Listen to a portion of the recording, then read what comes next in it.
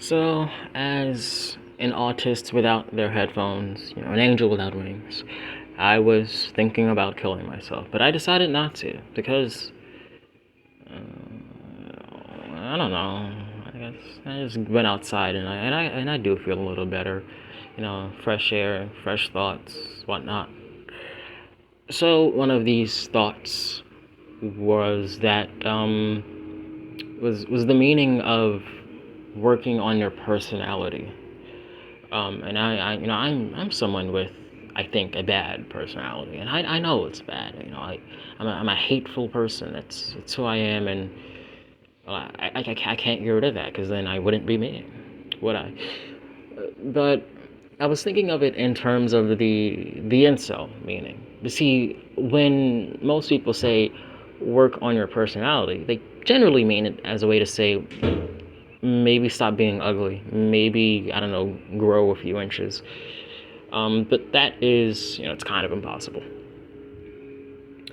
But there has to be some truth to it. After all, I mean, it's a widespread, notion, and there has to be something to it, right? I mean, right? And but luckily there is. What that means to me, at least, is just what does it mean? Shit, I'm losing it. I'm losing it, man. What it means is to have something to offer.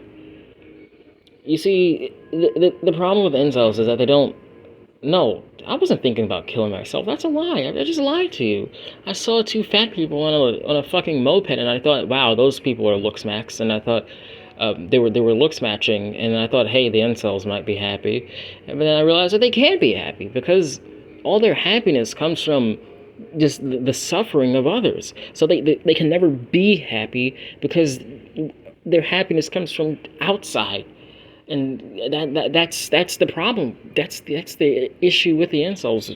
Really, I mean, of course, we live in a society. Bottom text, there is validity to most of the things they say. I mean, like take the anti-Semitism that's prevalent in the incel sphere. You know what? I'm not going to argue that there are a lot of Goldsteins and Eisners and whatever the fucks running the planet. I was watching Lindsay Ellis, America's most precious white woman, and well, my favorite at least. And her Disney videos, and I kept hearing all these Eisners and Katzenbergers, and I'm thinking, damn, they kind of had something done. But ignoring that, how would hypothetically you work on yourself? How would you find that inner peace, that inner happiness? Well, I'll tell you what, it's not from any of the isms. You see, a lot of incels, when they really dig deep into the identity and the culture, part of it is learning words like Floyd and negress and all sorts of slurs and dehumanizing terms, and I'm saying these things. You aren't happy, and you aren't happy. You're racist or sexist or whatever, and you I don't know. Fuck, what am I saying here? You don't have any friends. These things are all correlated. You can think of yourself as based and trad or whatever, and all the power to you, but eventually you will end up divorced.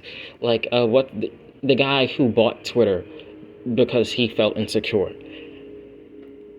He's divorced. He is like the most divorced thing possible. I can't even call that a man. I mean, God, every picture of him is just so. Ugh, looks like a fucking. Looks like one of those deep sea sharks. But anyways, divorced. Yes, I feel like that's something we should start calling people on the obvious, bad tracks. I think, and it's not just a male thing. I think that you can call, a woman divorced, just based off of the weird fucking things they do, like they just a lot like a lack of trust. But I guess that's like a this, yeah, no, like I guess you could say that like overreacting. I don't know. I'm not really experienced with relationships, so I can't say anything. But I don't know. You feel free to start calling people divorced. I'm also really partial to just calling people bald. Just nothing. Just like okay, bald. I think that's just a powerful, quick little jab at someone that they cannot, bounce back from. Uh, damn. Working on yourself. What does that mean?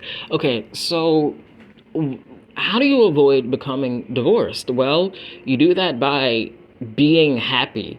And if your happiness and that you get like invested in, looking down on other people, and well, not really that, because I mean I enjoy that and I'd say I'm pretty happy. Haha. Haha. But my point is that you need to let this shit go. It's just not healthy for you. It doesn't serve any purpose. You could claim that you have some sort of higher purpose, and you're saving, the country or your race or your people or whatever. But are they even your people? You don't have any friends. And the idea of your people is just a way to manipulate people. All right. There's a reason why poor people are skinny and all the leaders are fat fucks, because they're manipulative. They need to be put down. Eat the rich, ACAB, etc., etc. So, what is the solution? What's the final solution? I don't know. I guess think about what you have to offer to people. Assume that let's just assume that you aren't repulsive. Your face isn't fucked up, or you're not short. What then? This is the question that you need to ask yourself. You can't say, "I wish I was Chad. I wish I was Chad. I wish I was Chad," because that's not going to happen. Deal with it. You need to accept it and move on. So how do you move on? And this art, get into some sort of creative outlet. I think I said this before once, that like speaking is really important, but yeah, just any form of creativity, I think will really help you become a person that is just, I don't know, more entertaining to be around. If you want to use terms like sexual market value, and you want to, make a science out of human interaction, then commit to that bit. Be a person that someone would want to have around. You can't throw your hands up and say, "Oh, I'm ugly, I'm short, I can't do anything." Boo hoo.